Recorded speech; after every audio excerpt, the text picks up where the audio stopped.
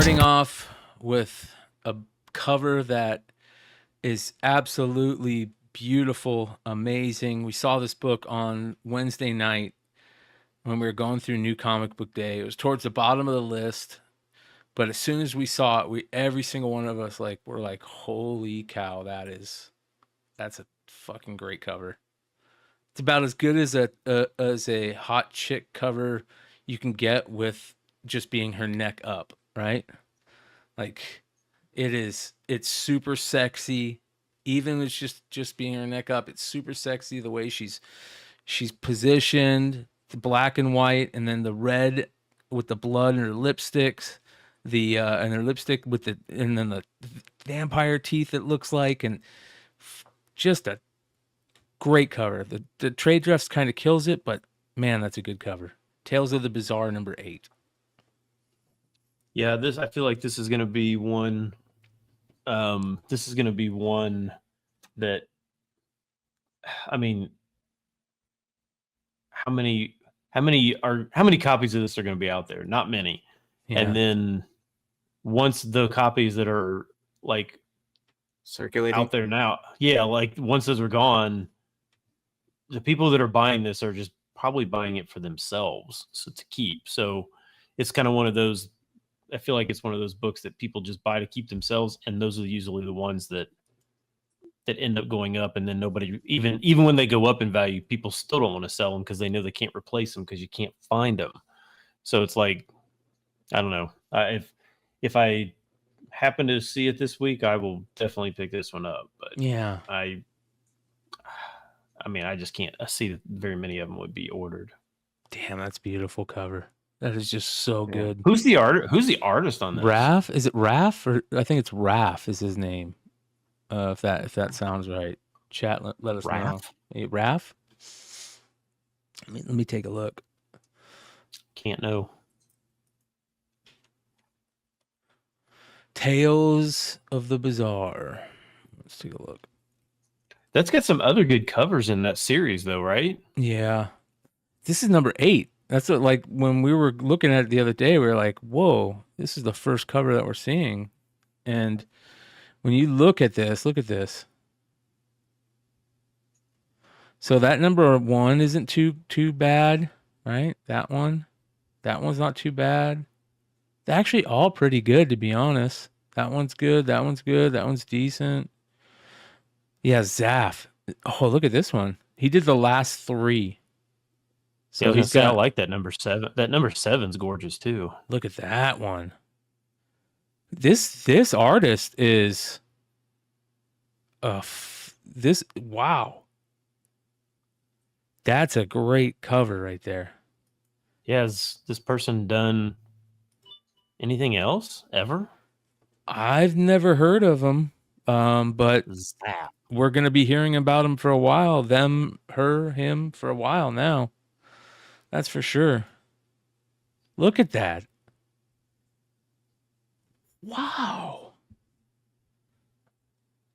Kreider, if you're here, and let us know. This one's got to be already be on your list because this is like right up Kreider's alley. That is fantastic. I would love to see some more info about that artist, but beautiful stuff. Tales of the Bizarre #8. Only selling for $8 to $10, but again, it's not a variant, it's not a ratio. Just came out this week. It's gonna be probably tough to find at some point, depending on how many copies there are. Probably not many, like Stein is saying. So, we'll see. We'll see how it ends up. I'm definitely gonna be looking for one too. So if you find extra, Stein, grab one from me. Moving on. This one's interesting too. Transformers Spotlight Megatron issue #1. There was a $50 sale for this week, raw. Yeah, wow. And this is just the A cover. Mm-hmm. Yep. There's a second print.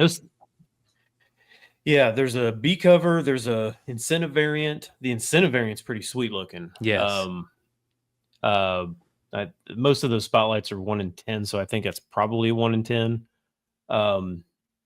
Some of these Transformer Spotlight books sell really, really well. I didn't know the Megatron one. I mean, $50 for the A cover. That really surprised me. Yep. Um, Wow. but then I was trying to find like another A cover even for sale, and I couldn't even really find one. So I don't know if it's just really hard to. I mean, maybe it's just maybe these are just hard to get. I don't know.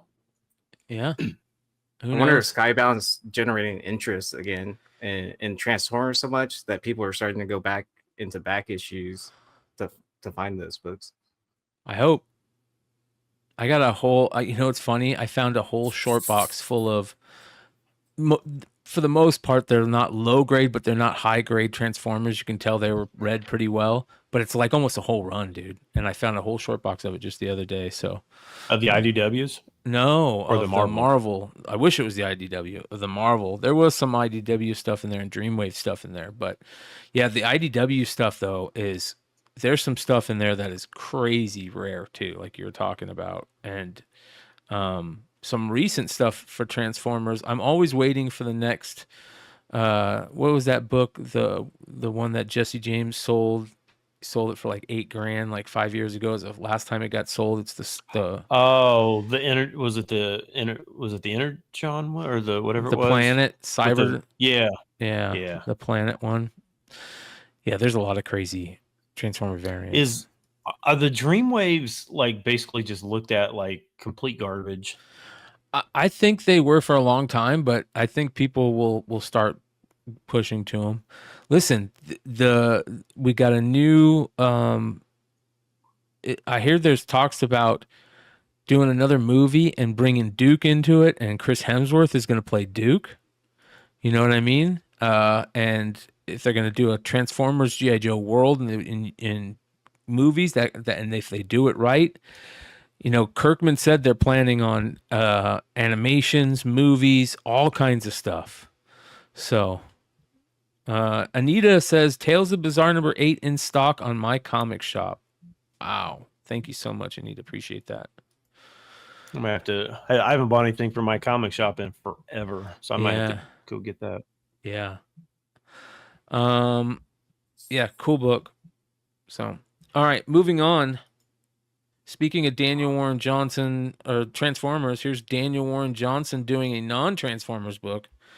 This is the Do a Powerbomb #1 Comics Vault Live variant by DWJ, and it is awesome too. But this is an oldie. It's not necessarily an oldie. It came out a year ago. So 2 years ago. It 2 says years ago, 2022. yeah. 2 years ago, yeah. Yeah, I don't know how hard this one actually is to find.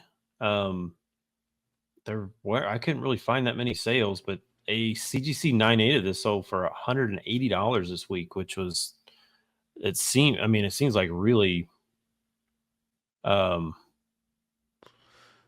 that's a lot. That's a cool cover though, man.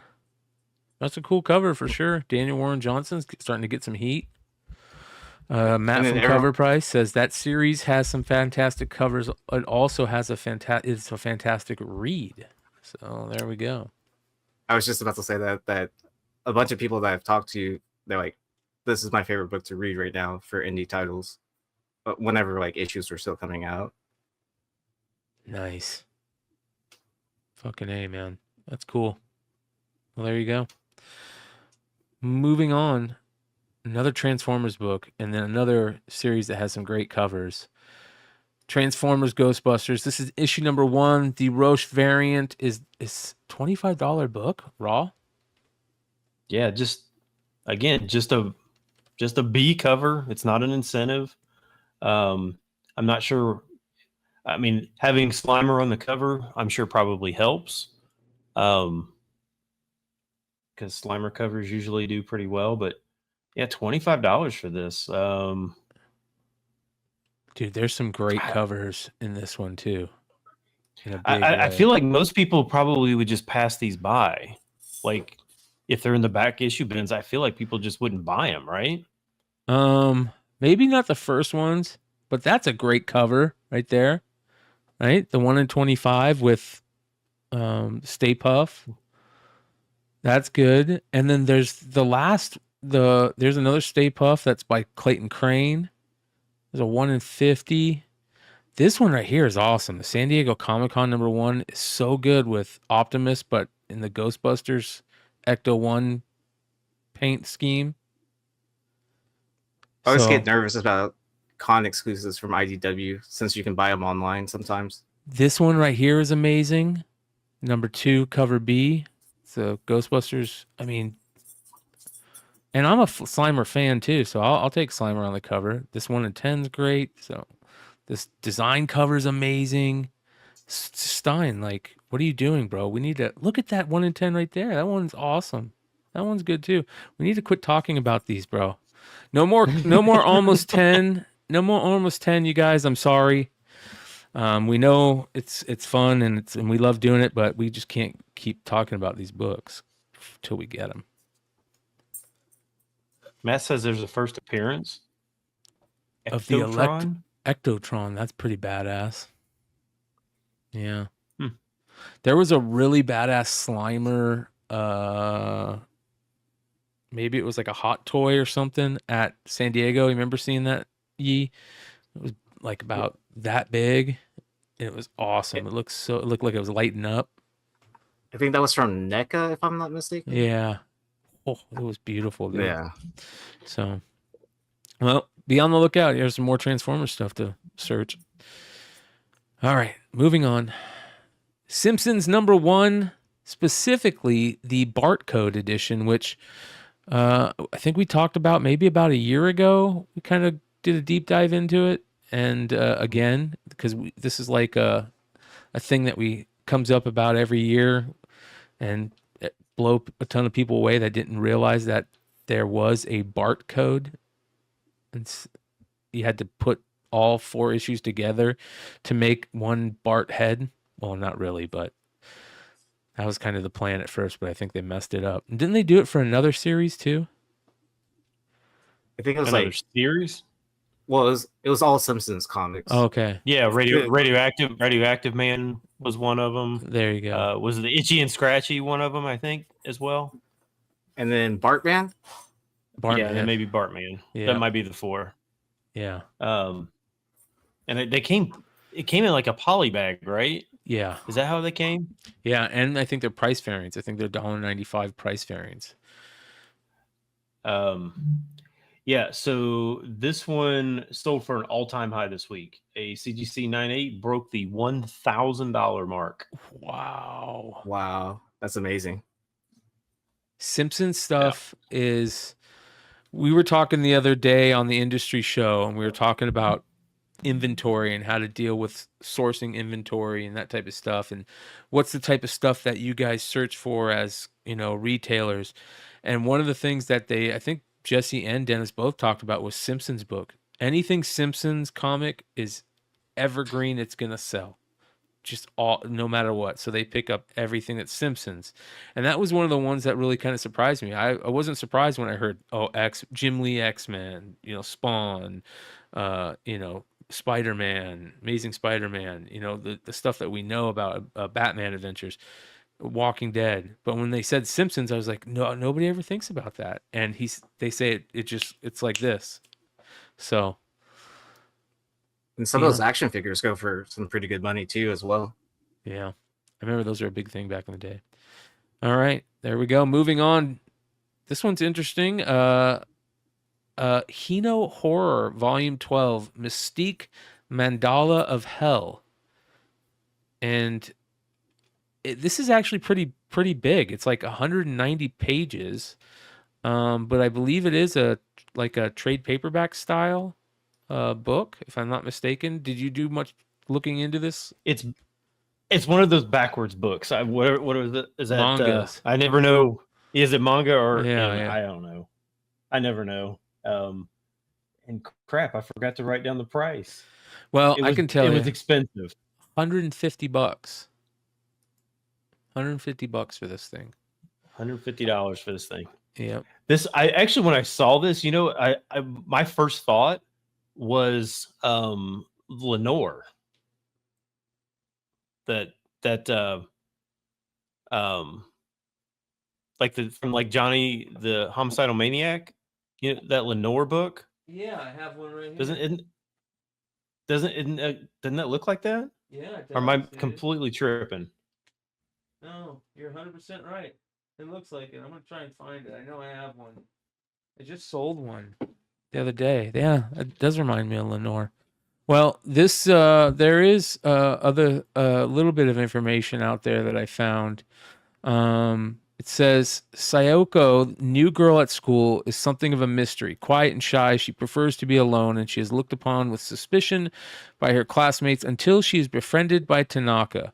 But getting too close can only bring trouble, as Tanaka soon finds out. Sayoko is, in fact, Mandala, the daughter of the King of Hell.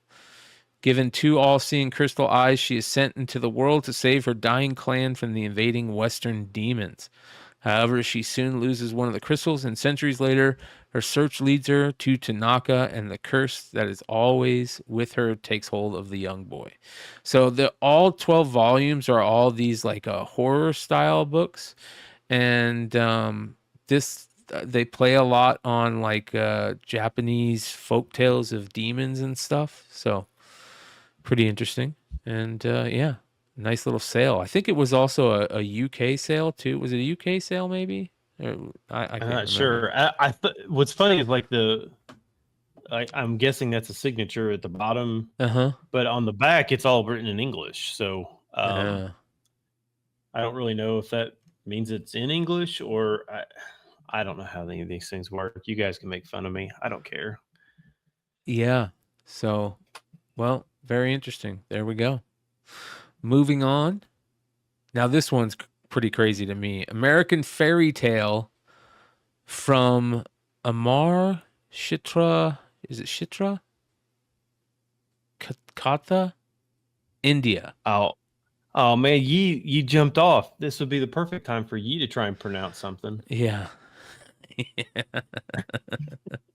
1964.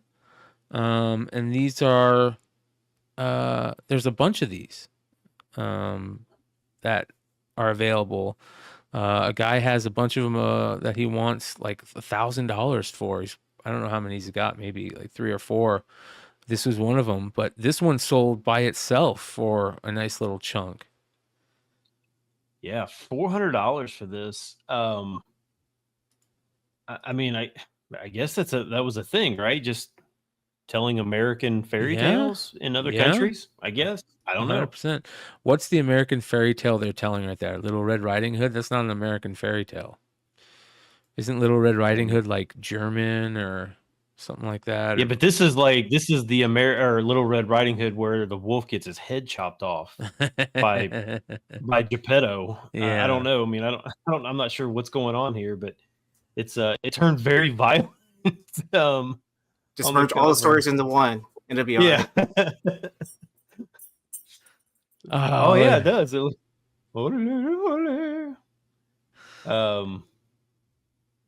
Yeah, I don't even know where you find books like this. This is way out of my realm. And they sold out everywhere. No, Brian's Comic Garage says Tales of the Bizarre. You guys are funny. They sold out everywhere really quick already. Damn. What? Yep. That's what happens, bro. That's why we got to quit talking about them, bro. So I'm too tired today. I didn't have a chance to even look. I saw it and I was like, oh, I need to buy that. And then I'm like, I'll look later. Mm-hmm. That was, I watched next week. It'll be $50 and I'll be like, okay, I don't really want to spend $50, but. Yep. That's the way it is, bro. Yep. Well, there we go. Moving on. Cars, issue number 7. There is a B cover. This is the A cover. The A cover is way better, and this is beautiful, man. This is a really good comic book cover. Yeah, I like this one a lot. And this was the last issue. These Pixar Boom Kids, they did Toy Story, they did Nemo, and they're tough some of them are really hard to find. This was the last issue. I can see why this one was probably pretty hard to find. And the fact that it's got, lightning and Mater on the cover is kind of cool. Yeah, 25 bucks for this though. So I would never tell anybody to buy books, but I'm pretty sure if you see any of these Pixar books from, 10, 15 years ago, like don't leave them. Yeah. The Wally books sell good. Yeah, don't leave them. Just buy them. I love how the map is behind them and it shows their route. That's just a really good cover. What's the B cover look like? You said the B cover was better? No, this is way better than the B cover. Oh, okay. Let me bring up the B cover. I don't know if they did B covers for them all. Might as well take a look, but here we go. So here is the B cover. I bet that's like impossible to find. Hey, I've still never found that Wally with the Christmas lights, with the colored the colored Christmas. I still have never found that one. All right, let's see. There's only let's see here. 0. They don't even have covers. Shout cover price. If they don't have an image available, they're a rare book. There's a blank from Emerald City Comic Con. I bet you that's rare as hell. That one's cool. There's a lot. Cover B. There's 3 covers for number 1, 4 covers for number 1. There's a cover C. Aren't they doing a new Cars That one's good. movie as well? Oh, there's another blank for Heroes Con. That one's good. Yeah, that one's so good, man. The regular cover for 7 is really good. That's probably the best cover of the bunch, Stein, to be honest. It might be. Yeah. Yep. And it's the last issue, so. Yep. Not bad. Moving on. Creep Zine, a Creep Show fanzine. I couldn't find much information about this. They are doing, I think, a Kickstarter. There was a Kickstarter for another issue of this. But this is a fanzine for Creep Show that is limited to 100. And it looks pretty badass. Looks self-published by the creator. I don't know anything about him. Yeah, they're individually numbered on the back. So definitely numbered out of 100. I don't know what the inside looks like. I'd be interested to see what's on the inside. Blake Tunes is I don't even know who that is. That's the creator. That's probably the guy that created it. Let me take a look and see if I can find an abominable assortment of insidious illustrations. All right, Blake Tunes. Made by y'all, the fans.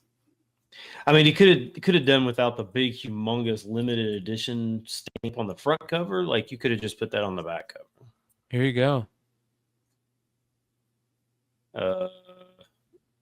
So he's a soccer guy? Yeah, looks like UK, Birmingham. I like House Party Freddy, Slimer. Yeah. There's Creep Scene. Here's the Kickstarter was one copy left. Yeah. Go buy it. This one sold for $220, so not bad. Somebody go buy that last copy. Yeah. I don't know what it is, but moving on to one of the most beautiful covers of the run for Grimm. This is issue number 1, the 5th print, but not just the 5th print. The 5th print Boom Staff exclusive holiday party variant. There is a 5th print. Doesn't look like this. This is the 5th print Boom Staff holiday party exclusive variant, which is I didn't know there was another 5th print because there's no 5th print that shows up on my comic shop. Yeah. It only goes up to a 4th print. Yeah, so oh wow. Pretty cool, man. This is a gorgeous cover. Cool. Yeah. Yeah, it makes when I see them do this for their employees, and you figure, I don't know how many people work at Boom, but there can't be that many people that work at Boom, right? Less than Probably small staff. 200. Yeah.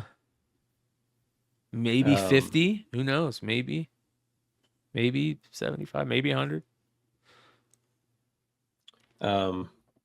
Yeah, pretty cool. Yeah, $300 for this. I couldn't really find any other sales at all. Damn. Probably because no one wants to sell their copy. Yep. If they're into comics and working at a comic publisher. Where is Boom located in the country? That's a great question. Let's take a look. Boom Studios. The only reason I ask is like sometimes when these things, like, you can possibly Los find Angeles? them at local shops where they, the people just took them over there to sell them to them or something like that. So it's in LA. Yeah. That sucks. Yeah. Started in Hollywood, it looks like, because, Ross was in the movie business, and that's where he worked before getting into comics. So, but yeah, man, big changes for Boom going on right now. Getting sold, and a lot of big events and stuff going down for them. So. Getting who they do they sell to someone, or are they selling to another publisher? To distributor. Yep. To Random House. Penguin Random House. Yep. Wow. Yeah. Huh. That's weird. Yep. The Penguin Random House acquired the company in 2024. Just recently. That is really weird. Yeah. Yeah. Kaboom. Remember how good that was? The old school Kaboom days.